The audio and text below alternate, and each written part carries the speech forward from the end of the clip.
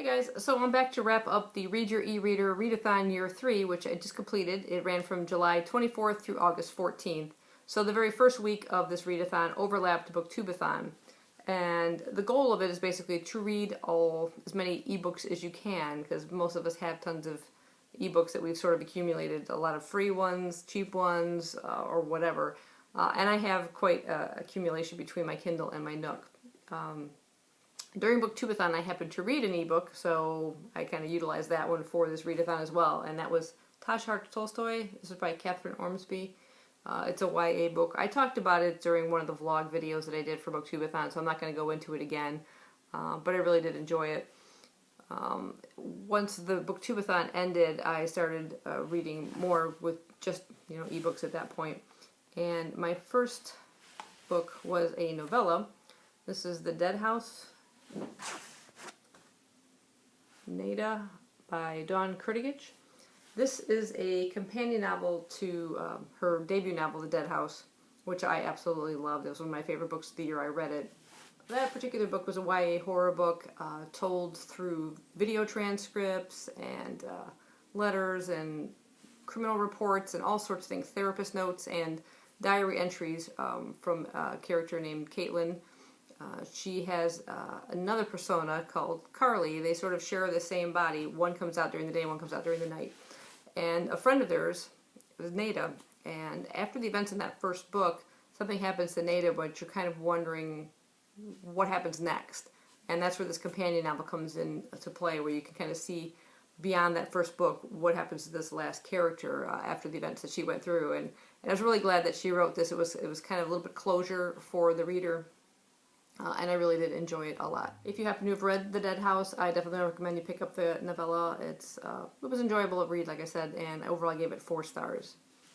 The next one I read was also a novella. This is by one of our very own booktubers, Cameron Chaney, formerly known as Book Movie Guy, and he wrote There Are Monsters Here.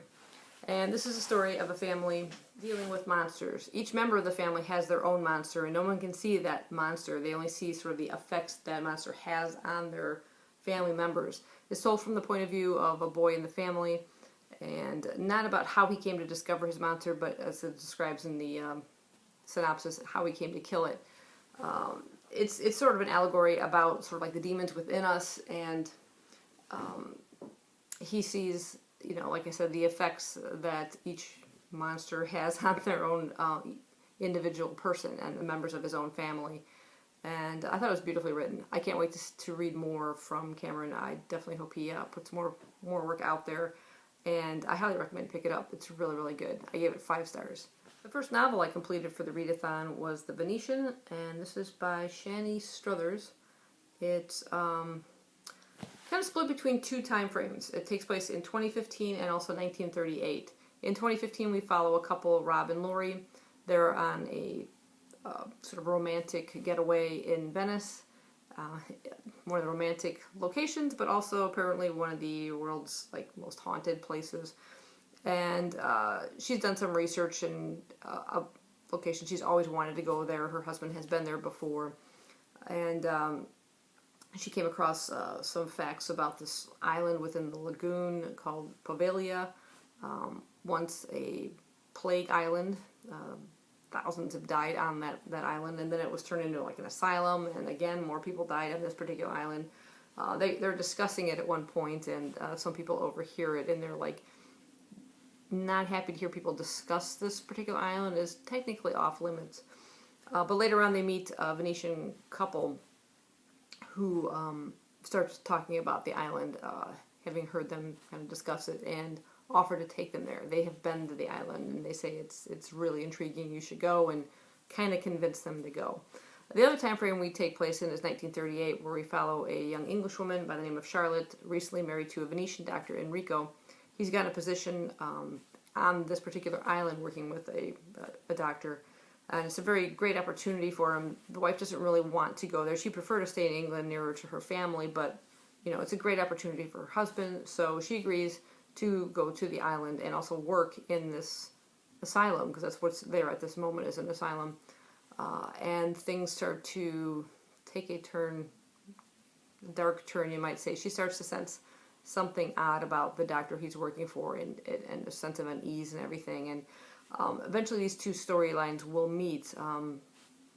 Lori, the couple back in 2013, or 2015 rather, she keeps seeing some sort of strange veiled lady, first in a painting, then in the window, and she seems to be sort of stalking her, and that veiled lady will kind of be the link between these two storylines. And I thought it was pretty good. There's some pretty dark, disturbing parts to it. It's definitely not for young readers, but the setting and overall, and the unease and sort of a psychological thriller and supernatural a bit involved. But I really enjoyed it. I thought it was pretty good. I wouldn't say I loved it. There were some things, like I said, that I found a bit disturbing about it. But overall, I thought it was a pretty good read, and I gave it 3 stars. Kind of more like 3.5, I'd say. And then the final book that I read for the Readathon was The Catacombs by Jeremy Bates. This is It's the World's Scariest Places, Book 2. I read the first one, which was The Suicide Forest, which took place in Japan in the Aokigahara Forest. It's like the #1 or #2 suicide location in the world, based on actual facts. Now, this one takes place in the catacombs beneath Paris. A video camera is found with a strange clip. This woman kind of, you see her like drop the camera, and she runs off. And all of a sudden you hear the scream, and then that's it. No one knows what happened to this woman, where she went. But a group of, I believe they're called cataphiles, people that like to go and explore the catacombs, come across this particular video camera and decide they want to go down there and see if they can find out what happened to the woman. So we follow our main character is Will. I'm not sure if he's American or English, I don't really recall, but he is currently dating Danielle. She's a French woman.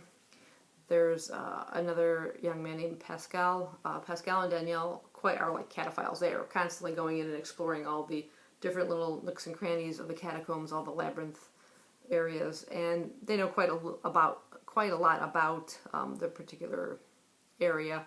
And it's Pascal who happens to find the video camera and convince like some of the others to go down there with him. Another young man is Rob, who's a friend of Pascal's. So this group of 4 kind of go down into the catacombs, and it's just mostly the setting, the area that you're in. The author does a really good job of kind of describing it, and the bones and everything. There's like some 6 million bodies, the remainders of skeletons, I should say, that have been relocated from cemeteries into the catacombs to make room. And if you've ever like just Googled it or just looked for YouTube videos, it's a creepy looking place, and some people like sneak in there and they turn some of these areas into like party areas. It's really bizarre, but this is more of like a psychological thriller. At first I wasn't sure if it was going to be a supernatural one, or was there some kind of ghostly kind of thing going on down there, or if it's if the evil is more human related or human caused. Again, some disturbing things within it, but it's kind of typical psychological horror. It did seem kind of formulaic in terms of what the author's done between the Suicide Forest book and this one. You have a group of people and scary location, they're exploring something. In fact, within both books, there's like one of the characters has a sibling who has died, and that kind of comes up into play within the storyline. So it's almost like repeating the sort of plot within both of these books, which I thought was kind of weird, but I don't know. It was an okay read. I like more the setting and some of the characters. It wasn't too bad. If you want to give either one of these two a try, I would go with the Suicide Forest more so than this one. But overall, I gave this one solid 3 stars. But yeah, that's my eReader Readathon wrap up. I was glad to at least knock a few e-books off of my TBR. I definitely have quite a few in there, and sometimes you find some really, really good ones within there. I have some that I just happened to stumble upon, or got an email like with listings of some pretty inexpensive books, and I went ahead and took a chance on a couple of them, and I've hit some good gems, so worth giving a try. So sun's kind of starting to bleach me out here, so I'm gonna wrap this up. Hope you guys enjoyed this. Any ebooks you guys recommend? Anything you've read recently? let me know. And if you've participated in this particular readathon, let me know down below, and I'll talk to you later. Bye-bye.